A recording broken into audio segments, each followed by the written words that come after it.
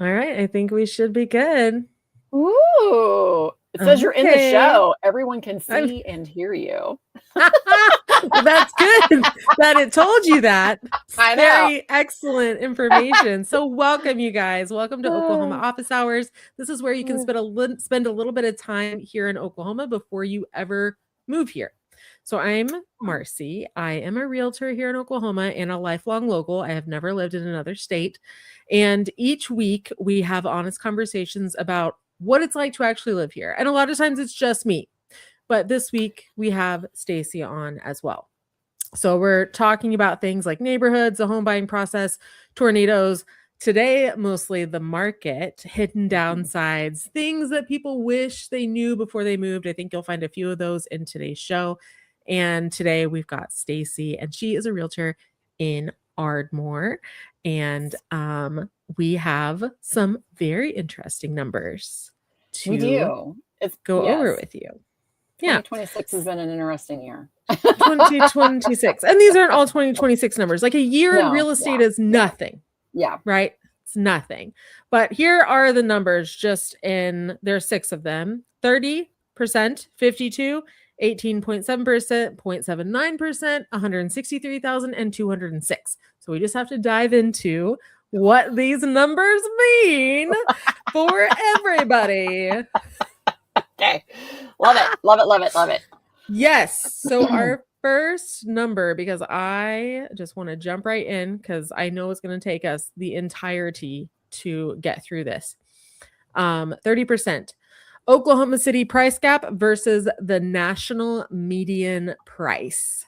So basically saying that the Oklahoma City, which, I said Stacey's in Ardmore. Will you describe where Ardmore is for us? So, you're not. Yes, Ardmore is just north of the Oklahoma-Texas border, and we are in what I would consider a rural community. So I deal heavily in more rural areas. The population of Ardmore is only hanging at about 29,000 people.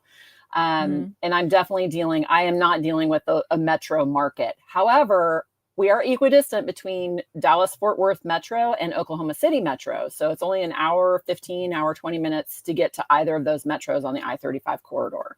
So, but I do specialize mostly in just serving people that are looking for rural properties, homes with a little bit of land, stuff like that.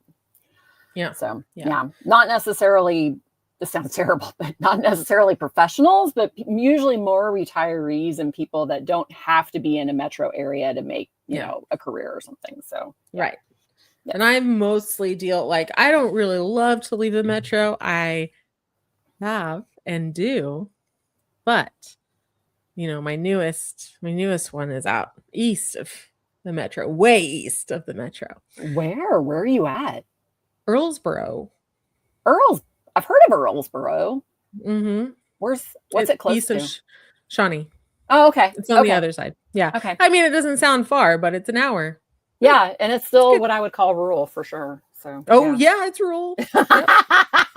Yeah. You'd be surprised coming to Oklahoma how rural you can get with. You can get very small rural of a distance. Yes. So I've put up on the screen here, but if you're just listening, because of course I do upload these as podcasts as well. So if you don't get a chance to watch, because I would never be able to sit down and watch a whole show like this, but I can definitely listen when I'm driving in the car. Yes. So you can find the link for the actual podcast in the description. And I'd love to have you listen there. That would be really fun. Stacey's on a lot because we are good buds. Yes. We offset each other pretty well. Yeah. So I'm kind of from more of a metro background. Marcie is from the country background, and then we both role swapped. Yes. So now I'm a country girl, and Marcie is a metro girl. So it's been yes, indeed.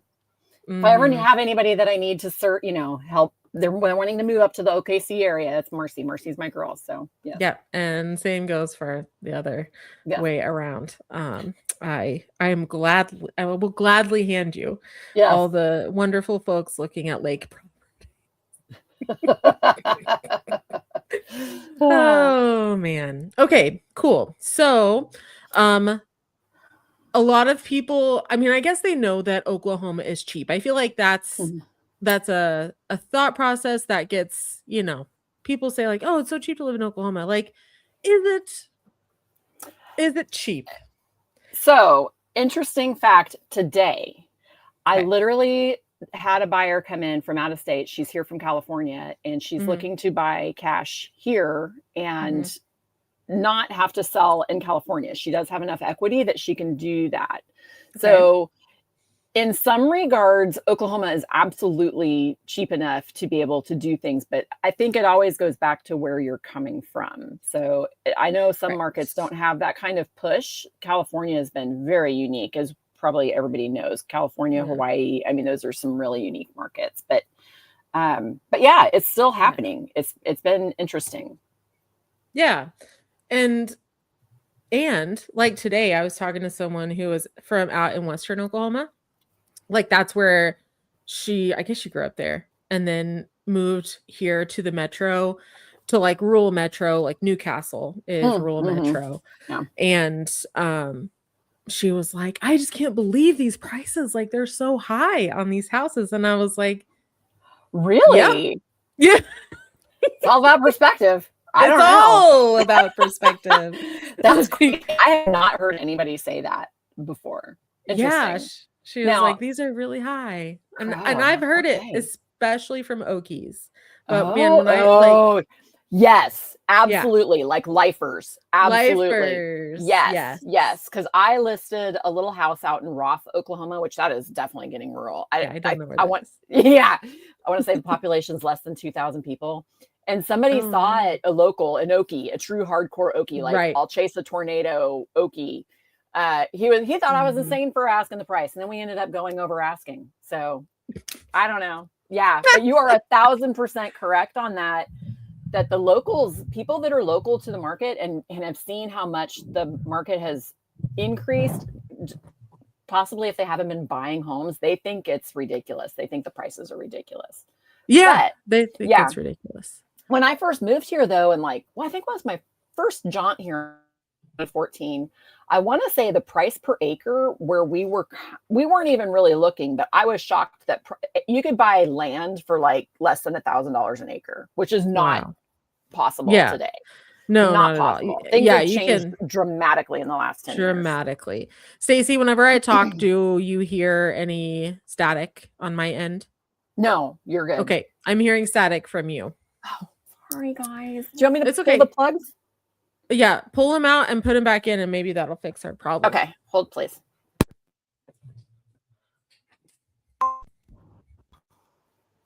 Hello? I heard a chime.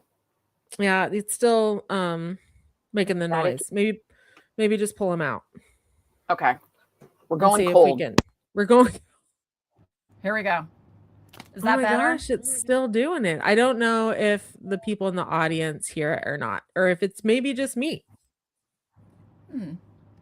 So you're fine. I don't have any interference on your side. Okay, so hopefully it's just me. Let me see here. Okay. Audio, speaker, studio. Okay, let's try that. Stacey, talk. Hi. Okay, that fixed it. So it must be my end. So I'm just gonna deal with it. You want me to plug back in my ears, and the rest of you will be just fine. Sorry for that little. I just hate whenever it's very distracting. Yeah, it's distracting. So hopefully it's just on my end. I think it is, but someone should speak up who's watching. They can also hear it. Sorry, today I was like talking to a realtor on the phone, and I was like, and this and this and that. And she's like, how do you? I was like, I'm a little aggressive. Okay. Like no, assertive. There's a difference. Assertive. Precisely. Yes. Okay. So there's, in the research that we did to prepare for this, the exact price and percentage was variable by source on like how much different it is to buy a house here in the Oklahoma City metro, or like if we're talking about Oklahoma as a whole, it is drastic how much cheaper it can be. If you do want to live in the metro, Like, I mean, it's more pricey for sure. Not as like, I was really surprised there wasn't more of a swing though, to be honest. Yeah. There used to be, but when I pulled my numbers for Ardmore, Carter County, it wasn't as dramatic as I was expecting. So what were you expecting? I don't know, because what were your prices? We'll start there. So my prices tend to be from 280,000 to 290,000 in Norman, which is going to be higher than the metro itself. Yeah. Okay.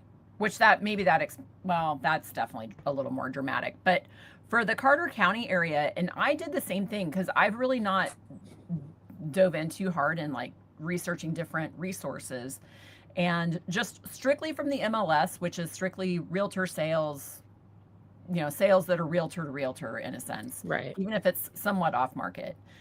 We were hanging at 237, which is definitely higher than where we used to. No, that's a lot higher than I anticipated you were going to say. And then going to another resource, which is it's also another realtor resource, but it encompasses more off-market sales. It dropped to 215. And I've never really done a true comparison between the two systems before to really see. Yeah. So, but I don't know. It was, so yeah. Yeah, I see that 230 mark usually in the Tulsa market. Okay. Tulsa tends to be cheaper than Oklahoma City. Sorry, the Tulsa people are going to be like, I don't think so. I think they're fine. We did have a question come in. Thank you so much. So it says, other than Zillow, where can we find homes for sale?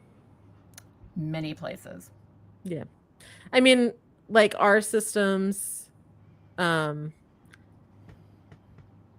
we see what realtors post in our particular database, which for Oklahoma, they are still all posting in our database, which is called the multiple listing service. And we have several for Oklahoma, and me and Stacey, I have access to 2. You have access to 3? For what do you mean? MLSs. I have 2 also. 2. Yeah. Okay. But my 2, well, we have access to the same 2. We just reciprocate. So I have Oklahoma City and Tulsa, and you have your primaries, Oklahoma City. My primary is Tulsa, strangely, but it services literally half the state. So I know. They've been working really hard to take things over, but but when you do put in listings into the MLS, they are broadcast out. They're syndicated to numerous websites. For now, because there are fights about this. Lord, don't get us started. We're so pissed. Yes. It's really stupid because it like the entire thing hurts the consumer. Yeah. So it kind of just goes back to what you're comfortable with using. Yeah. But there's other places like realtor.com, homes.com. I have my own branded website that gets all of the listings. Marcie does too. So it really just kind of goes back with what you're comfortable with. But, yeah. But Zillow, I know Zillow is easy to navigate. I will use Zillow if I'm out on the road. But I reluctantly will admit but that. I don't pay them. I refuse. Yes. Don't hit that you want to schedule a showing on Zillow. Please. The stupidest thing. Do not do that. Maybe you'll find a good realtor that way. I doubt it. I mean, maybe you'll find someone to help you in a way that we would help you. Maybe. Mm-hmm. I wouldn't suggest it. And that has not been my experience working with other people. Yeah. So just and the FYI. crazy thing too about Zillow is it'll get broadcast. It's not that you're just connecting with one particular person, which is that's why Marcie and I have the Zillow scorn. It's a fight. So it's to the death. Yes. Yes. It's like battle bots, just so you can end up with, if you click on that, you can end up with multiple people saying, "Hey, I saw that you were interested." And and if you call us from YouTube, we just text like normal human beings. Yeah, it's fun. Okay. All right. So Phil says he doesn't hear any static. Perfect. Yay. I was worried because I did an entire show once. It was an hour and 15 minutes and it sounded horrible. And I was so mad. I recorded a long form video one time and no sound. I didn't test it. I was so mad. It was like 45 minutes of video footage, and my throat was raw at the end because I was just going for it. And did you cry? I wanted to. And I'm about to cry I for should have you. just stopped and re-recorded the whole thing, but I was just trying to resolve it, which made me even more angry. But anyway, yeah. So thanks, Phil. Appreciate that. Okay. Well, okay. Our next number is 52. So that is 52 days. 52 days on market is a very broad number. Yes. I was really going to talk about this too. Yes. Yes. So 52 days on market honestly feels like an eternity for me in my market. How does it feel for you, Stacey? I'm fine with it. It's my sellers that get a little schizophrenic with the whole thing. So there's that. But this is extremely dependent on price point and what you have to sell. Correct. And I cannot emphasize that enough. So when we talk about days on market, it's literally just it is just strictly a benchmark. It is a benchmark. 52 days on market really isn't, it's not quite real. And I don't know how else to frame that. It's really not quite real. So interesting factoid, I am looking to list a nice parcel of land, but where the land is, it's just raw land, no structure on it. We are literally over 200 days on market. So average. Yeah, for land, that makes sense. It really so when you hear these things, just put it into perspective. Yes. And then I also, depending on price point of home, those are going to be moving faster or slower too. It's interesting how the demand for different price points has changed over time, in my opinion. But yes, in my area, I should say. Yeah, I have two houses I have one house at 350, one house at 360. They're just sitting there. Harder. Yeah. They're nice.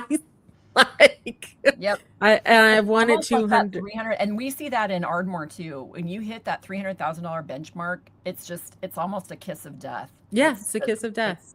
It gets a lot harder. And it does. We're sitting at 180 days at a little bit. I've got one that's in the 500,000 price point, and it's the average days on market at that price point is over 180 days. Right. So, like I said, it really changes dramatically. It does. But you can see from it just an overall trend if things are, improving or going down or market softening or those kinds of things. But it's don't listen to those days on market and think that that's going to be you, because it's very specific. It is very specific. And we in the metro, we're seeing like very different markets in different spots. So like Norman, depending on the neighborhood, it can be just Norman. Oh yeah. Okay. And a lot of the thing is new builds. So we have the new build situation. And then there's an area. Incentives, or what's driving it? It's incentives. I think it's people are overwhelmed by choice a little bit. Okay. Yeah. And I think it's just at that kind of price range where it's almost a move up house or a move down house. And there's just like a lot of different factors. Interesting. So we don't have new construction in my right. I know. Well, we do, and it sucks sometimes. Yeah, I wouldn't know. Yeah. And then so I have a house out in Del City, which is historically a much less expensive. This house is barely over $100 a square foot. Like, extremely inexpensive house. And the average days on market in Del City is at like, what was it? Like 25? Super low. And of course the data is going to be skewed because it's not a very big town. And now, do they serve Tinker Air Force Base? Yeah. Okay. Yeah. And then I have, and so that one's like in an extreme almost like it's in a seller's market, and it's a pretty strong seller's market, sort of. It doesn't feel like that all the time, but like that's what it is. And then I have one in Oklahoma City in like a more historic neighborhood, and it is a buyer's market. Well, yeah. So before COVID, I always hate like using that as the line, but that's the line. It's the line. Yeah, but Ardmore, if you can believe it, our days on market in Ardmore before COVID used to hang at 100. Our balanced market was 180 days. Yeah. That was a balanced market. We're not in a seller's market. We're not in a buyer's market. It's a balanced market. Yeah. And we aren't close to 180 days overall, but at the same time, we are currently in a balanced market, and it's really leaning towards a buyer's market. So I think that's been one of the fascinating studies for me with the numbers, is just understanding that things have really evolved a lot since COVID, and what used to be the normal things are there. It's not true anymore. It's very odd. So I don't know. We're just rewriting the books on it all. We love doing that. That makes me so happy. Breaking trends, baby. Breaking trends. Yes. Exactly. Yes. Yeah. Yes. But okay. So yours was at 52 days. My two systems, again, looking at MLS and the RPR system, I was looking at 46 and 30 days on market, which was shocking to me. But that was really the overall market as a whole. Right. Which seems way lower than what it feels like. Yeah. I have been really careful about looking at very specific areas. Like, I'm not really interested in like an entire town. Yeah. And I've been getting, so like I said, Ardmore is not very big, and I used to be able to do the broader sweep. We do have 2 school districts here. So I used to be able to identify just kind of with, depending on what school district and the year built or stuff like that. But I'm doing the same thing. I'm niching down more into, the neighborhoods, and really just trying to be a little more centralized with what my market data is that I'm looking at, which is a little different too for me. But I mean, I feel very comforted by it in a lot of ways, and I feel like I can break down like the attitude of the markets a lot easier. When I go in that direction. I mean, and it makes, in Oklahoma City, it's like, duh, you can't compare anything to anything. But you have towns and towns and towns there. There's so many towns within the town, and then different names of towns, whatever. It's freaking giant. I did a video this past week. Yeah, I already edited it. And it was 73150, which is, that's what I pretty much had to name it that. So it's a zip code, but it's Oklahoma. Okay, yeah. Okay. It's Oklahoma City, and it's south of Tinker. Okay. In the freaking rural nothingness. And it's an Oklahoma City zip code. Interesting. Yeah. And it's typically Carl Albert. It's not like Oklahoma City. It could have sprawled in a ball, but it didn't. It's It really, I don't know. It's like a spider. Yeah, it's got a very weird footprint. Yeah, so I can't just say like Oklahoma City. Like, no, that's not a thing. That doesn't make sense to me. Even Norman it's huge. Yeah. So, and as you said, I mean, it literally has its own economic drivers there too. Yes. So your price points are very different. Like the University of Oklahoma hired 150 new faculty this year. Holy 150. Cow. And that, I worked with a bunch of them, and I was like, okay, this is a lot of people. Like, it's great. It's good for you guys. Yeah. Interesting. So we definitely feel it. We feel the movement around that. So, yeah, that's okay. I know. Okay. The investor purchase rate was the next number that I have. This one, you guys don't fall asleep on me. I promise it's important. So the investor and purchase rate in Oklahoma, these are 2024 numbers, probably very similar in the last 2 years, of course, or in this year and the previous year. But we're looking at 18.7% statewide, meaning that investors did 18.7% of the purchases. in Oklahoma, which is a lot. Yeah. We're number two in the country after Missouri.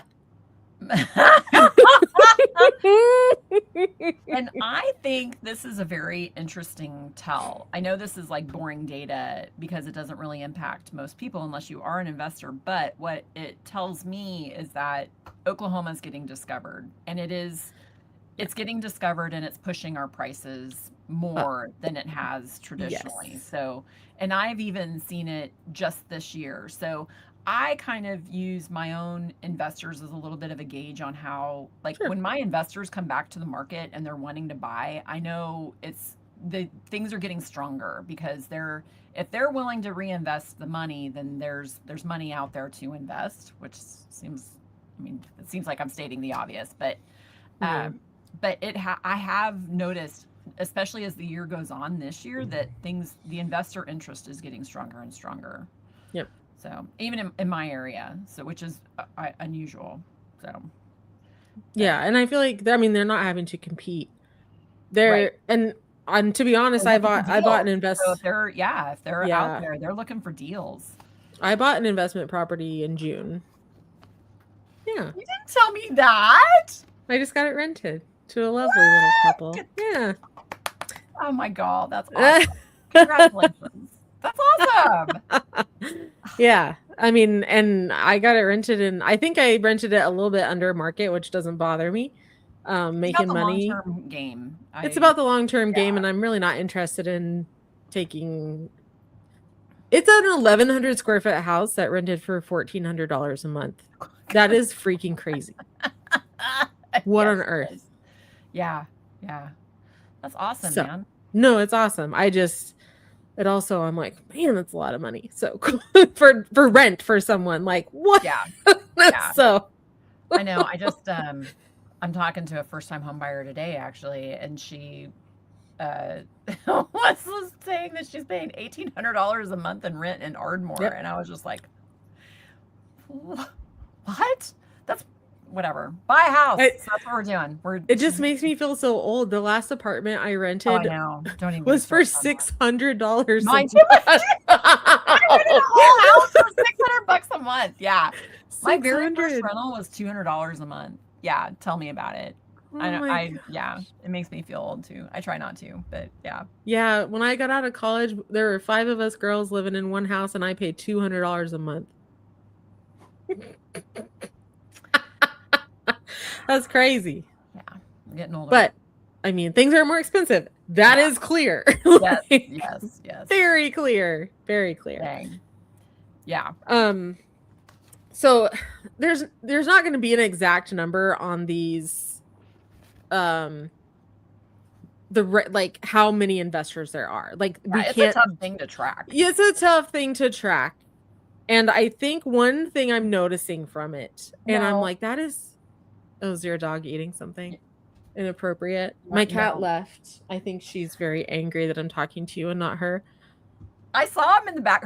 Sorry, I saw her in the background on yours, messing with the plant. But I don't know. Oh yeah, she loves to eat that plant. It's like crack for them. Yes. So yeah, I think one thing that this shows us, and it shows me, is like, whenever I put my rental up 2 weeks ago, I advertised it as locally owned and managed. Because what I'm seeing, because what I'm seeing is like, and I tell people, like, if you don't see the whites of the manager's eyes, don't do it. Yeah. Because it is a pain. Yeah. And they won't fix things. Yeah. I will say, at least in our area, we've been very lucky that we haven't had a lot of outside investors. Yeah. We have so many here. Most are locals, but I'm not going to say that they're always great, though, either. So. Right. But at least you know where they live. You can find out. True. I think it's important. It's important. Yeah. So there's some of these numbers didn't agree. Some said that like there were there's a growing number of Oklahoma City investors, and some said some of these numbers like, no, the number's going down. I'm not really sure how they're measuring that. Yeah. But we definitely the only see. thing that we can kind of gauge from is just owner occupied. Is it owner occupied? And I think that's just a voluntary statistic. It's not even. I think so. Yeah. Because And then you have the number of vacant houses, which is a lot. Yeah. Very good. Yes. Okay. Oh, there he is. There's my baby. Oh. Hi. Look at his ears. Yes. Willa. She's like, I'm not coming out. This is the cat. And BB's over here like, ugh. Cats are not as friendly. I'll lay down. I'll get a nice butt view. Yeah. One thing that people comment a lot on, and I'm going to talk about marijuana. Let's talk about marijuana. Okay. So I've had people coming in a lot from out of state, from particular states that don't have legal access to marijuana. And they're like, there's a lot of dispensaries. And I think what people don't realize is that it was so easy to get a license to have a dispensary. Yeah. And they're like, but where does all of it come? Like, where is it all of it farmed? It's like, it's here in Oklahoma. And they took over these counties and drove up prices and put some weird things on the land. And we see some of those close in, like to the metro. You see some of those in Carter County. Yeah. Yeah. I actually, I have I have a guy that was going to, he timed the market wrong, unfortunately, because we do have a moratorium on new permits now. So if you didn't get your operation up and running before they put the moratorium in, you were SOL. But he had already gone through on 20 acres, he put in what we call tunnels. I don't know. And it's the grow. It's 50. He put in 50 of them on this 20-acre parcel. And so it's literally just covered. And now the moratorium, I don't remember what year the moratorium went into place, but it's just vacant property. So then you get the vagrants that come in. I should call them vagrants because they're Oklahomans. I love how you say vagrants. And they came in and stripped it all, stripped all the wiring, stripped all the HVAC units, the humidifiers, they stripped it all. Yeah. And so now you just have this land that's just got a bunch of rubbish all over it. It's terrible. So yeah, I think we see that and definitely in a lot of weed operations here. So yes, there's a lot super of devaluing of our properties happens. Yeah, I think it's its own form of bubble and its own form of investor. Yes. Some of them are in jail now. It was. Did you ever sell one? A weed property? No, I've never sold one, but I don't sell that much land like that. When it was legal before the moratorium, it was just an interesting breed. It was an interesting breed of folk that came in. I had some people call me about it, and sometimes I didn't call them back. I'm glad that chapter's over. Yeah. Your own. Y'all do you. I'm all for it. I don't, you do you on your time, whatever you want to do, but holy cow, holy cow. I'm glad in the real estate world that chapter is. Yes. Thank goodness. It definitely pushed up land prices big time. Big time. And we're still seeing that a lot. Because like I said before, when I first came here in 2015, you could find acreage for under $1,000, under $1,000 an acre. And there's I don't even know what hick town you could be at, and you are not finding that anymore. Maybe out in Guyman, perhaps? Maybe out in Neither one of us are driving out there, so sorry about you. Not. And I don't know. You're going to be special if you want to live out that far anyway. Woo. That is true. You better rent for a little bit first and see if you like it. Yeah. That's a lifestyle out there. That is a lifestyle. That you are not close to anything. And it is flat and it is dusty. And it's called no man's land. Barren. Yeah. Legitimately for a reason. Legitimately. Yeah. Good stuff. So property taxes. This is something that, especially when I have people moving in from different states, it comes up, especially with retired people. Yes. Same. Because I get why. I'm not like saying that it's wrong. But like, what are our rates? So the average rate that I pulled here in Oklahoma is 0.79%. Is that what you have on your rate, Stacey? Absolutely not. I what was is shocked. I'm at we average 1.12. in But your county though? Yes. It's Okay. heavily dependent on school district, if you're in or out of city limits, how your property is zoned. So it's ours is very specific. I don't know. So when we start talking property rates, it's different. So, but And yeah. I think it differs all the way across. Like my parents live in Rogers County, which is up near Tulsa, and there's a super low. Low. Yeah. And there's actually goes across school districts to like their property. And I have seen some like getting more rural, like obviously the further away you get from any metros, you're going to get, you'll definitely get down, I don't know, to where more closer to where you're at. But I was shocked to hear that yours was as low as it was. Well, so like in Cleveland County, we're not that low. Like that's a statewide average, the 0.79%. Okay. Yeah. In Cleveland County, we're at over 1% because this is like one of the most expensive counties to live in. Yeah. Which makes sense because we have to have a lot of roads. We have a lot of people. Norman is 128,000 people. Yeah. Like that makes sense to me. Okay. I don't know why I didn't realize that was the overall. I did overhaul Oklahoma property tax rate. I do see people will choose like Grady County here in the metro. It's kind of the metro. It's a little bit outside of it, over other counties because it has a cheaper tax rate. I raise my eyebrows at you. A little same. I mean, I'd rather same. Like, is that something to really base your purchase on? Yeah, exactly. I don't know.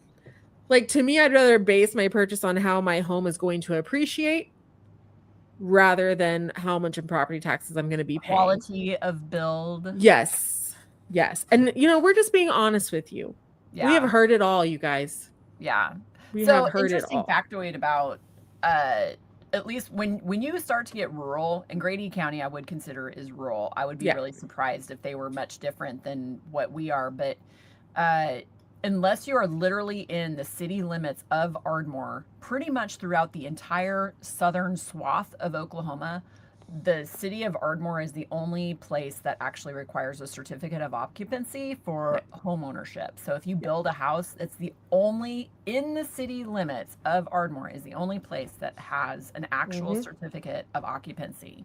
So builders, I mean, you could have Jim Bob coming around and just doing whatever. You could have your next door neighbor come in and do your wiring, and it's all totally legit. There's not totally legit for these things. So it definitely, so when it comes down to these things, a lot of people really don't understand that if you're buying rural, and I'm not saying it's craft workmanship. No. I'm not saying that, but I am saying it doesn't necessarily go through a lot of the requirements that a lot of metro people would be used to. There's just less oversight. So yeah. I've had people ask me interesting questions, like, because even in Norman, like, yes, we have to have a certificate of occupancy. Like, if you're building in he's like, we're having so much fun talking about real estate. I'm just like, what the heck is going on back there? He's like, mom. Okay, lay down. But like even here in Norman, people think like, oh, well, whenever they do the hot water tank, like, well, what about the permit? Like, when they replace it, I'm like, there ain't a permit. And the thing is, like, you do technically have to have a permit, but no one does that. Yeah, there's no check. There's no check. No, there's no check because there's not enough taxes to pay the people to check. Bingo. Yeah. So it really comes down to buyer beware. It does. It does. Yeah. And that's why we have inspections. And I feel like it's one of the reasons why even during COVID, whenever all these other states were like, oh, our buyers aren't doing inspections, blah, blah, blah, we never did that. Never. In Oklahoma, you bought a house, you're doing an inspection. You may say that you're not going to ask for anything, but you're doing an inspection and you can get out of that contract. Yeah. And most important, my worst home inspection still to this date was on a new construction home. Yep. So FYI on that. I was actually talking. So I was talking to this property manager. And I've been in this business for almost 10 years now. Yeah. Yeah. I talked to this property manager today and we had such a great conversation. And I think I scared her, but it's fine. She was like telling me about she has 5 new builds that she manages. They're rentals in Shawnee. Okay. New builds. They are 5 years old. There's 5 of them. Every single one of them needs a new HVAC unit. And they're 5 years old. Ours are supposed to last like 15 plus years. Interesting. Yes. So, just because it's new doesn't mean it's better. The other thing I've noticed here too, and this is really just kind of getting into the toolies of all of this, but new builds, if you don't let the ground settle appropriately before you put the slab on, because we build a lot on slab here, a lot. That's like all we build on. And we have clay, and they may not remove the clay, so you'll end up with, you'll have a home that's less than 10 years old with foundation issues. Oh yeah, so it's easily. Yeah. And unfortunately, there's no real way to inspect that other than just visually around the perimeter of the house once the home is built. So unless you know how we don't have any real requirements for what constitutes an Oklahoman foundation. I come from Alaska originally, so we always had to build to earthquake codes. So if you built a structure, you needed to have it built to a code for earthquakes. In Florida, you had to build to a code for your hurricanes. But here we have a lot of clay, a lot of clay, which cracks in the drought. And it cracks, swells when it's full of rain. So it's so we end up with a lot of foundation issues, and there's just that's a difficult one. But it is. And it's so normal for me to send out a foundation person. Like, I don't blink an eye ever. I'm like, that makes sense. I don't care how old the house is. Yep. Exactly. Exactly. Yeah. But anyway, sorry, I kind of went off on a little bit of a tangent on that. So all good.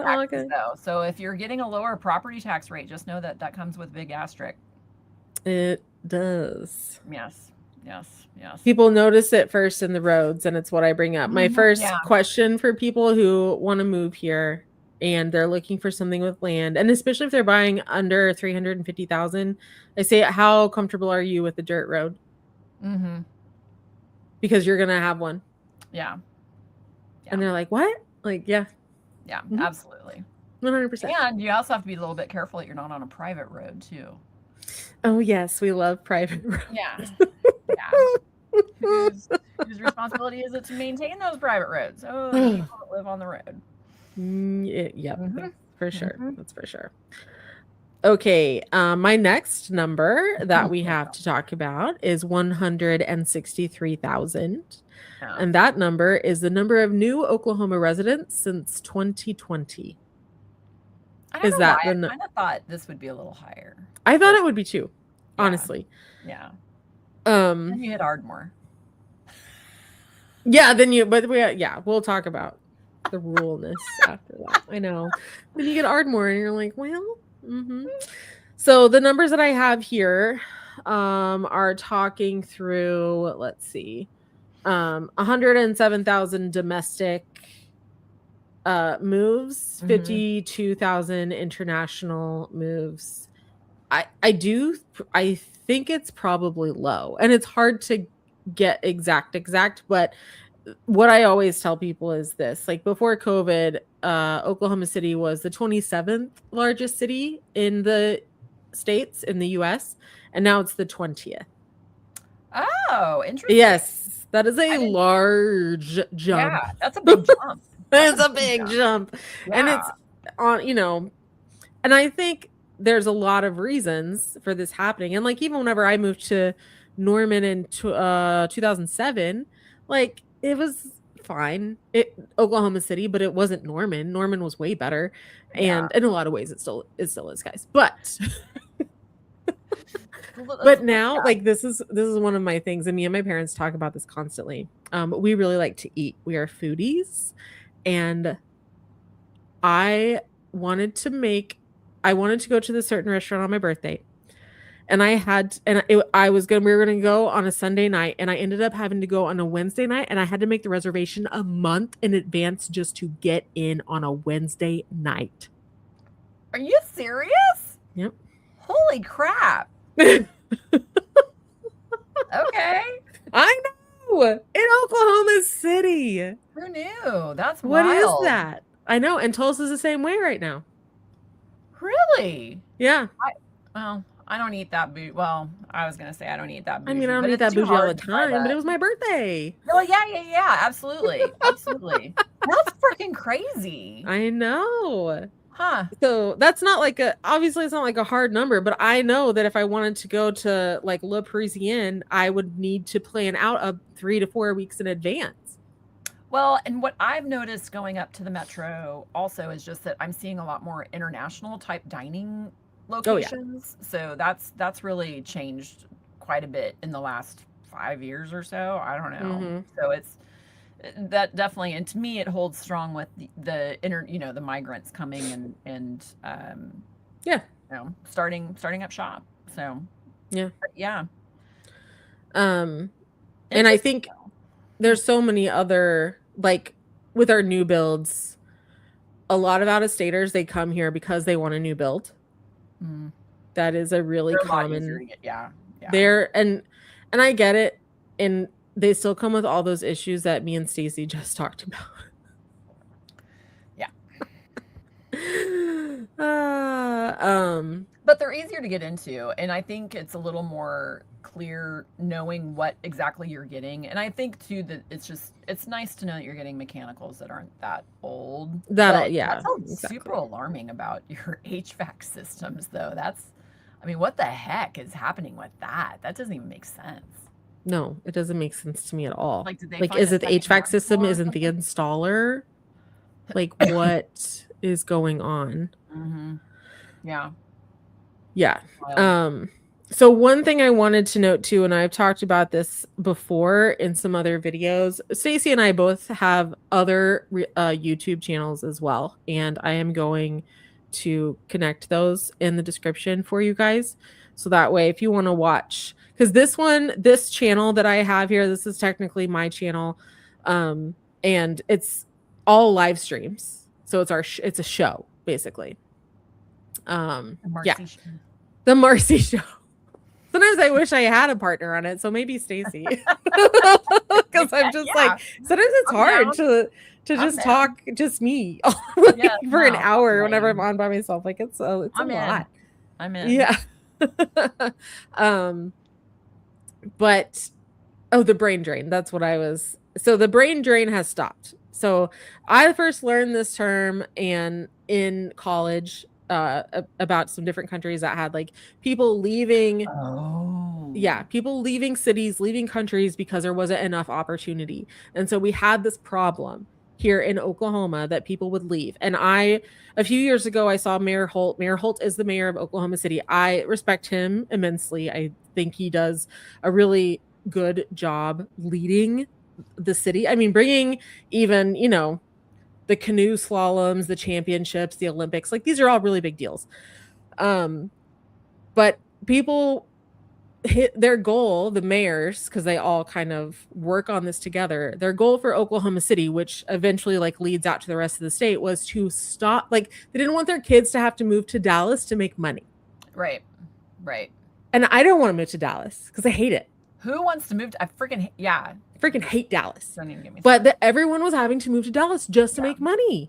Yes. So now people they may not be able to live in their small town and make money, but they can come to Norman or Edmond or Oklahoma City or Ardmore and actually have a career and opportunity where before you didn't have that here.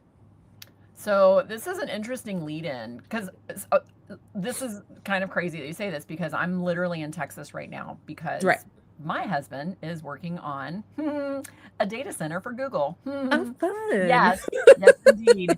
Fancy that. But the only reason why I bring it up is that the opportunities are always, if you don't take them, and I'm leading into something else with this, but if the state that you're in overlooks these opportunities, these places are just going to find the opportunity someplace else. Yeah. And I've never understood the philosophy of just cutting off your nose to spite your face, because you're not going to stop the tide of these things coming. They're coming whether any of us want them or not. So the big question comes if you're going to benefit from the economic impact of it being there or not.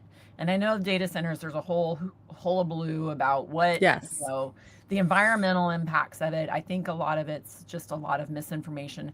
However, big news just hit for the state of Oklahoma that we are one of 5 state finalists for nuclear. So I grew up with Chernobyl. I remember Fukushima. Go watch Chernobyl on HBO if you haven't, because it's so good. Yes. But different. Yes. Different. Yes. The economic impact that this could have for the state of Oklahoma is huge. Yes. And it really goes back to that, what'd you call it, a brain drain? Brain drain, yeah. Yeah.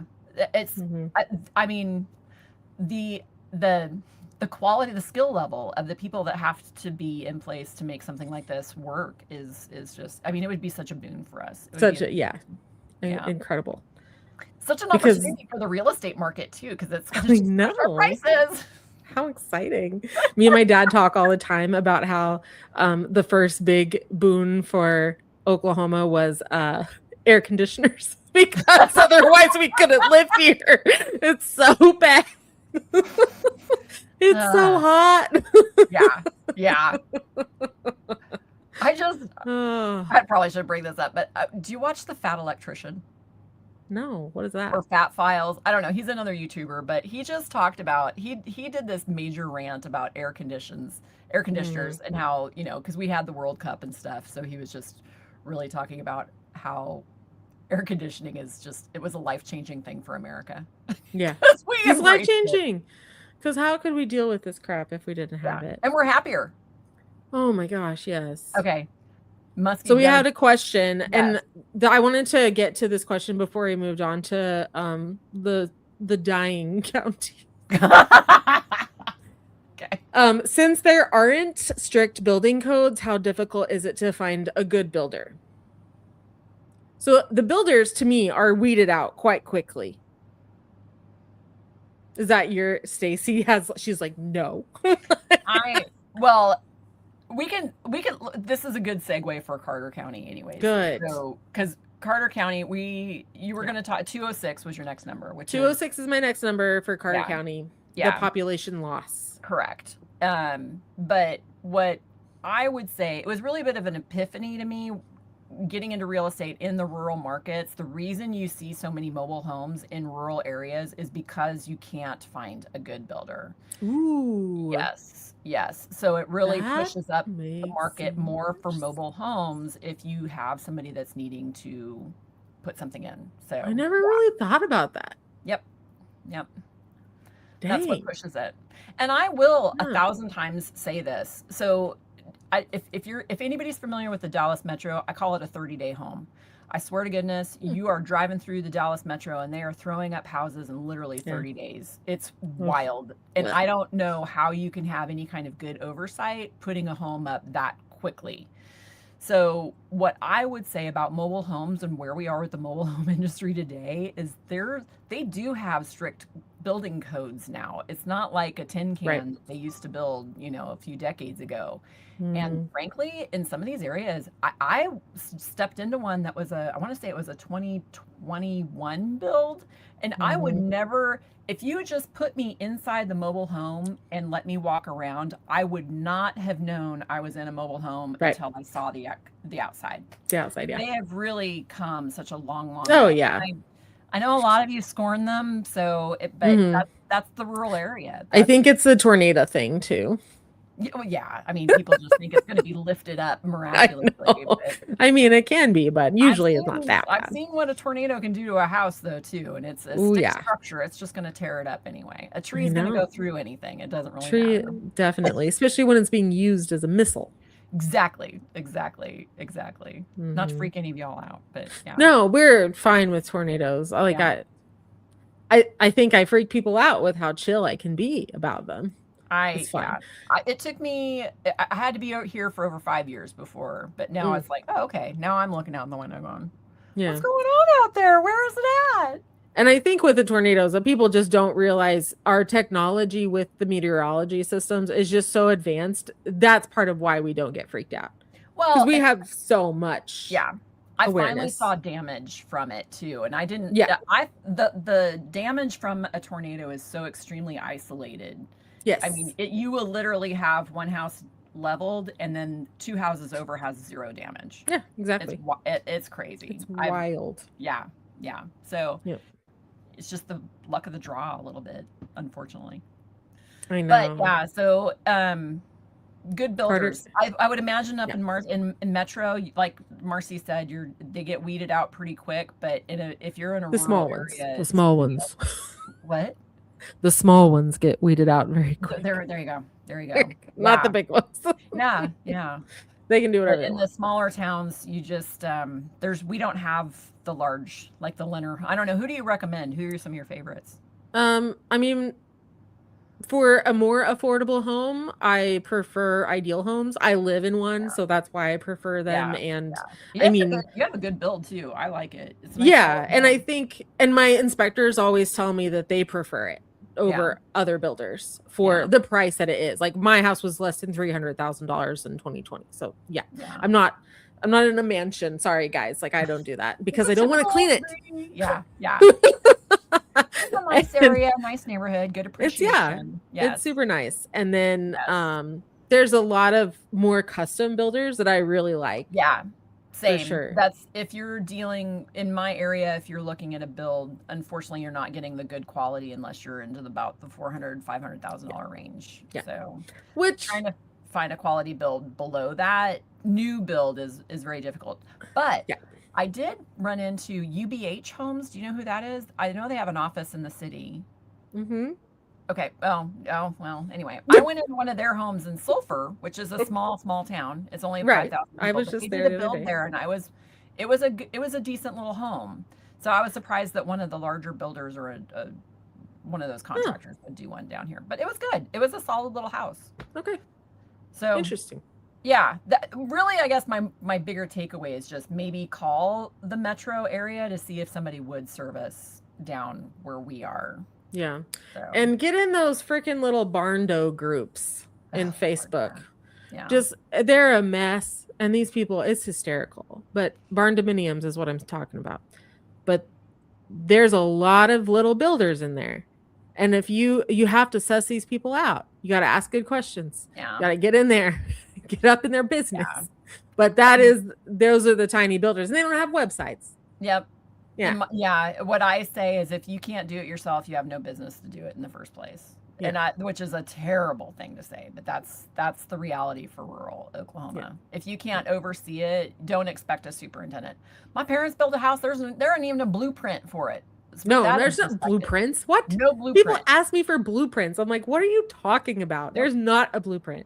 Yeah. Nope. Yep. Why would there be a blueprint? My parents' house, they don't even know what the hell it is. They're like, what's this pipe to?